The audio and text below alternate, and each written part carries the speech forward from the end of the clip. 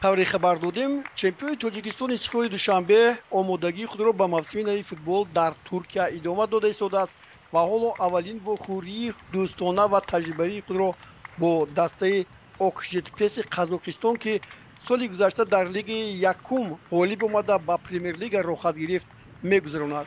Ин вохӯрии санҷишӣ барои ҳарду даста муфид хоҳад буд. Дар ин бозӣ Игорь Черевченко дар ҳайати асосӣ Рустам Ятимовро дар дарвоза, Сиёвуш Асроров, Ҳайдар Сатторов, Табрез Исломов, Саёди Ковусшоҳ, Далери Имоназаровро дар хати мудофиа, Муҳаммад Кадурӣ, ин як бозигари нави дастаи Истиқлол аст, ки ҳоло дар ин ҷо ҳам ҳунарнамоӣ мекунад. Алишер Ҷалилов ба ҳайси капитан, Эҳсони Панҷшанбе, Шервонӣ Мабадшоев ва Ванучер Ҷалиловро ба майдон овард. дар оғоз ҳуҷумҳои пай дар пайи футболбозони окжетпес ба назар расид ва ҳоло ҳуҷуми ин футболбозонро мебинем.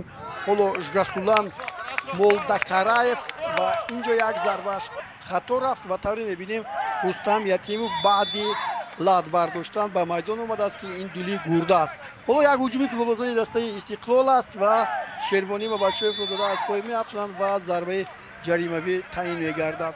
ҳоло ин ҷо ки футболбози ин даста Самат Жогуланов мегӯяд, ки ин ҷо хато накардааст, аммо хато буд ва Эҳсони Панҷшанбе дар назди тӯб аст ва ҳоло зарбаи ӯро менигарем, ки чӣ гуна зарба мезанад. бо ин зарбаи сахте, ки муҳофизатгарро аз пой зада афтонид ва бори дигар зарбаи кунҷӣ задем. Бисёр хатарнок буд, вале дарвозабони ин даста Александр Довгал тӯбро дошта гирифт.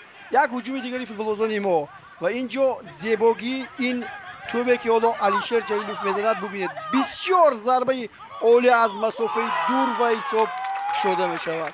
албатта чунин голҳои Алишерро мо борҳо дидаем ва бори дигар бубинед бо пои чап чӣ гуна зарба мезанад, ки дарвозабон Александр Довгал ин ҳолатро ҳарчанд дида бошад ҳам барои пеши роҳашро гирифтан имкон пайдо накард ва истиқлолиҳо ба сафи пеш баромаданд. ин зарбаро бубинед ва парвози дарвозабонро ҳам. ин гол ба футболбозони Истиқлоли Душанбе боз рӯҳи тоза бахшид. дигарбора ҳуҷумҳои пайдарпайи бозигарони мо буд ва ин ҷо як ҳолати бархӯрди футболбозон ва қисми аввал бо ҳисоби 1-0 ба поён расид. ниҳоят вақти он расид, ки қисми дуюм ҳам шурӯъ шавад. голи Алишер Ҷалилов дар дақиқаи 25 зада шуда буд. ҳоло боз бозигарони мо бо як гузариши хеле зебо як зарбаи олӣ мезананд, аммо ин ҷо бинед муҳофизатгарон пеши роҳи ин зарбаро мегиранд. ин бозигари нави мо аст, ки дар борааш гуфтем, Муҳаммад Кадурӣ. ӯ ҳам як зарбаи худро ба сӯи дарвоза зад. гузариши дигари мо Сулаймонов, Алишер Ҷалилов, Манучер бо як кайфияти баланд, бо техникаи ниҳоят хуб муҳофизатгарони дастаи окжетпесро паши сар мегузорад ва голи дуюми дастаи Истиқлолро ба самар мерасонад. ҳоло як бори дигар имкон дорем, ки ин ҳолатро бибинем.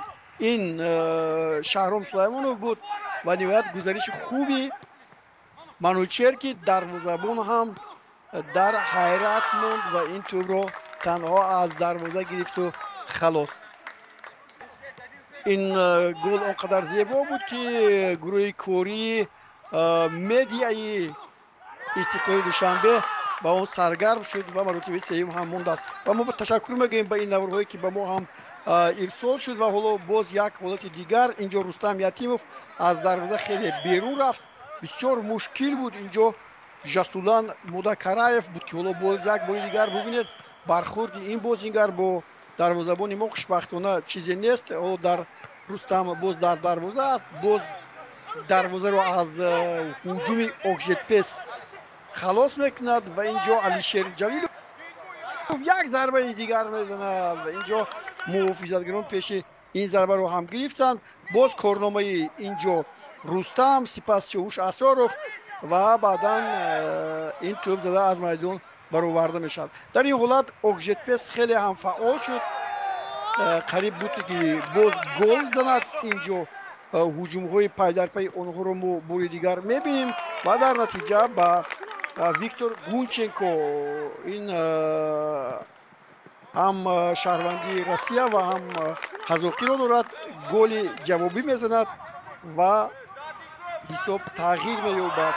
аммо голи дигаре ки Манучер Ҷалилов инҷо дар дақиқаи 88 зад, аз ҳамаи голҳо боз ҳам боло меистод ва ин голи сеюми дастаи Истиқлол дар ин радиф буд. ҳоло як бори дигар такрорро бибинед. инҷо ҳам бисёр гузариши зебои маҳз ромиш Насруллозода ки дар қисми дуюм ба майдон омад, ҳавун пас аз ҳамон буд ва ин голи сеюмро задем. ҳамчунин Идрис Аминов ба майдон омад, Ҷураев ва Ҳасанов ҳам ба майдон омаданд. мо яъне Игор Черевченко ҳамаи бозигароне ки дар ихтиёраш буд дар ин вохӯрӣ санҷид.